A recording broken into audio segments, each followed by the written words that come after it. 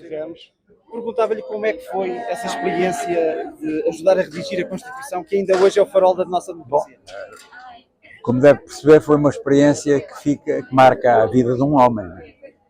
Eu era já dirigente, na altura, dirigente do Partido Socialista, era membro da Comissão Diretiva e foi com alguma naturalidade que me incluíram na lista em lugar elegível. De uma maneira um bocado com algum interesse. Eu era o número 6 da lista e nós tínhamos sondagens que só elegíamos 5. De maneira que eu ficaria de fora se não houvesse garantia dada, palavra de homem. O Jorge Campinos, que era cabeça de lista, dizia: eu nem sequer vou à Assembleia. Tens garantido o teu lugar.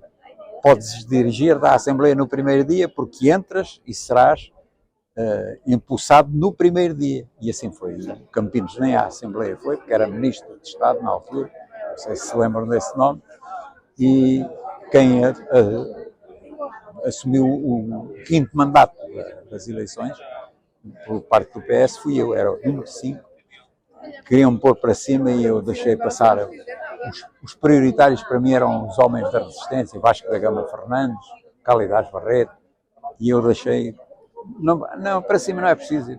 Mas o Campinos dizia: mas tu tens que ser eleito, De maneira que a garantia é esta: ficas em 6, aceita o número 6, porque és o 5º a ser eleito. Como é que era o ambiente? Hoje em dia já temos todos a percepção de como é que é a disputa político-partidária, digamos assim. Como é que era o ambiente dos eleitos dos vários partidos numa altura em que se tinha que redigir a Constituição? Da minha parte foi sempre fraterno. Muitas vezes dei boleia ao Sapinho, que era do PSD, dei boleias ao Engenheiro Burné, que era do PSD, portanto, e na Assembleia eu convivia com o Vital Moreira, por exemplo, Era do PCP. com o Jerónimo de Sousa, PCP, Hilário Teixeira, que agora também já não é do PCP, mas tinha convivência com aquela malta toda. O próprio Marcelo Rebelo de Sousa, que diz que nós fomos amigos, diz ele, mas fomos, portanto, conhecíamos todos uns aos outros. Era uma convivência interessante. Era difícil chegar a um consenso que permitisse, obviamente, uma relação... Era muito difícil. Houve episódios como, por exemplo, o cerco da Constituinte, que durou 24 horas, ou mais um bocadinho. A viagem dos deputados para o Norte, quando havia o perigo de haver uma cisão na Constituinte, e o Henrique Barros, sabiamente, preparou o quórum para o Norte, para poder reunir no Norte numa Assembleia Constituinte 2 e deixar pendurados os que ficaram em Lisboa. Portanto, viajámos para o Norte, estivemos no Norte à espera dos acontecimentos de Lisboa. Não foi preciso fazer a reunião no Norte, mas havia quórum no Norte, tudo preparado por Henrique Barros. Ficou o Vasco da Gama Fernandes a fazer a presidência dos que ficaram em Lisboa, porque reuniram legalmente em Lisboa para ele declarar: não temos quórum, vamos embora, meus senhores. Já agora, como é que vê estes praticamente 50 anos de prática constitucional democrática em Portugal? Uma vez que ajudou a redigir Olha, a Constituição. eu tenho visto com interesse que a Constituição tem constituído um baluarte que os inimigos da liberdade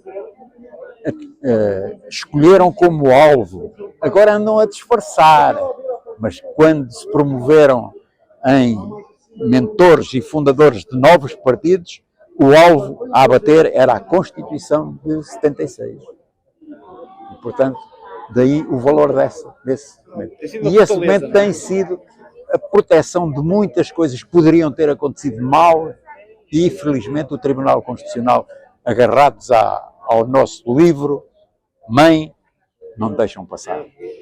Como há pouco deixou claro, a sua relação com o anterior regime não era pacífica, porque a polícia não gostava muito de quem contestava. Não, eu gostava, era um bom ajudante do Varela, ajudei-o nas eleições de 69, fui amigo do candidato Aguinaldo Espada Santos, que era irmão desta senhora que aqui apareceu, já com uma bengala, prisioneira, e nas eleições de 73, não sei se vocês não têm essa documentação, a oposição concorreu com vontade de se abster.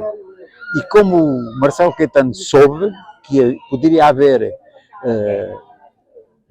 portanto, não ida às eleições, fez um decreto proibindo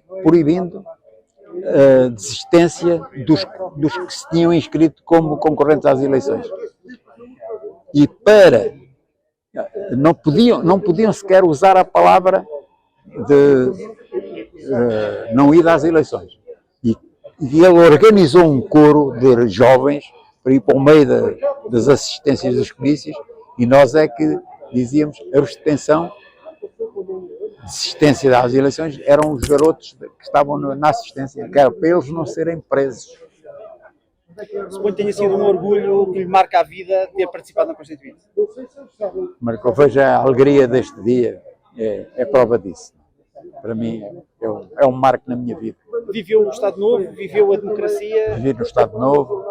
A democracia está para ficar. Vivi no Estado Novo, não me fardei de mocidade portuguesa porque o meu pai não deixou, mais por uma questão económica, porque custava 50 escudos a farda. E eu disse ao pai, tens de me dar 50 escudos, porque o professor Costa quer que os garotos todos fardados. Então olha, ele que te pague a farda.